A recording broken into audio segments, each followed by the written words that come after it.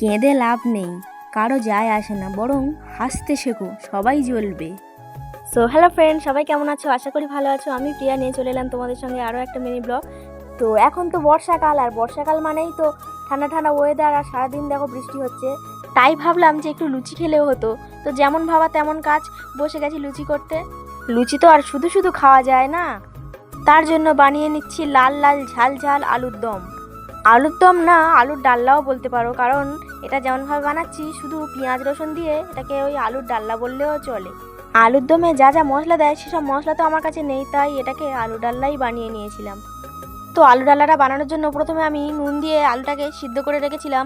তারপর কড়াইতে তেল দিয়ে, তেলটা গরম হয়ে গেলে পেঁয়াজ আর টমেটো দিয়ে ভালো করে লাল লাল করে ভেজে তাতে দিয়েছিলাম আদা রসুন। আদা রসুনটা দিয়ে একটু ভালো করে নাড়াচাড়া করে তারপর দিয়েছিলাম লঙ্কা, হলুদ দিয়ে একটু মশলাটা কষিয়ে নিয়েছিলাম জল দিয়ে। নিয়ে তারপরে মশলাটা শুকিয়ে গেলে তার মধ্যে দিয়ে দেবো ওই যে সিদ্ধ করে রাখা আলুটা। তো আলুটা দিয়ে এটাকে বেশ ভালো করে কষিয়ে নেব, একদম পুরো লাল লাল কেমন দেখতে হয়েছে, দেখেছো তো? তারপর অল্প করে দিয়ে দিয়েছিলাম লবণ, কারণ অল্প করে দিয়েছি যার জন্য আলুতে আগে আমি লবণ দিয়েই সিদ্ধ করেছিলাম, যার জন্য এখানে আমি অল্প করে দিয়েছি।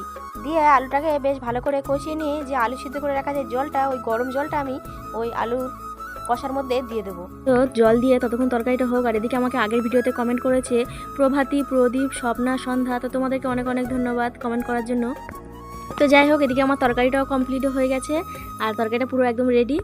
আর সব শেষে মনে পড়লো যে বাড়িতে গরম মশলা নেই একটুও, তো কি করব, গরম মশলা নেই। যাই হোক, তো তারপর চলো তরকারিটা নামিয়ে নিয়ে তারপর তোমাদেরকে দেখাচ্ছি, ঠিক আছে? এই যে দেখো তরকারিটা আমার পুরো রেডি একদম। তারপর চলো বানাতে যাব লুচি, ঠিক আছে? তো প্রথমে লুচিটাকে ভালো করে বেলে নিচ্ছি, আর এদিকে আমার একটা থালা বেলা কমপ্লিট হয়ে গেছে, আর আরেকটা থালা কমপ্লিট করব। এখানে আর অল্প কটা লুচি আছে। আর একটা কথা, লুচি কিন্তু সবাই খেতে পারে, কিন্তু সবাই ভালোভাবে গোল করে বেলতেও পারে না। আমি ভালো করে লুচি গোল করে বেলতে পারি, কিন্তু এই আটার লুচিগুলোর না কোনো বিশ্বাস নেই, এরা কখন যে কোন দিক থেকে ব্যাগ মারবে তার কোনো ঠিক নেই। এ যত করে ভালো করে গোল করো না কেন, এ ঠিক কোনো না কোনো দিকে এদের ব্যাগ মারবেই।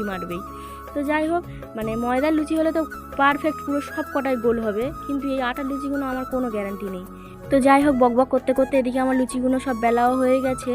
তো তেল গরম করে একটা লুচি দিতে না দিতেই দেখি আবার মাথা নেড়ে দিয়েছে যে ফুলবে না, ওই একটুখানি।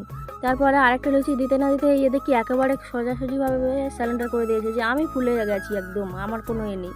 তো যাই হোক, একটা একটা করে সব লুচিগুলো সব ভাজাও হয়ে গেছে কমপ্লিট। তো সব লুচিগুলো ভাজা হয়ে গেলে এখানে খাওয়ার জোগাড় করছিলাম। আর লুচি আর মানে আলুর তরকারিটা কেমন হয়েছে কিন্তু কমেন্টে জানাবে, ঠিক আছে? আর ভিডিওটা কেমন লাগলো অবশ্যই জানাবে, পারলে একটা লাইক কমেন্ট শেয়ার করে দিও, আর হ্যাঁ, চ্যানেলটাকে একটু ফলো করে দিও, ঠিক আছে? তো বাই বাই সবাইকে, টাটা, দেখা হচ্ছে পরের ভিডিওতে।